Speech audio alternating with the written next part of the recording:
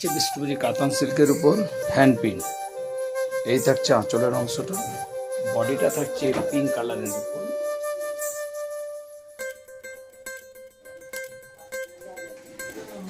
এই থাকছে পুরো বডিটা থাকছে এভাবে, এতে কোনো পার নেই, পুরো বডিটাই। আর ডিপি থাকছে, এটা থাকছে ডিপির অংশ।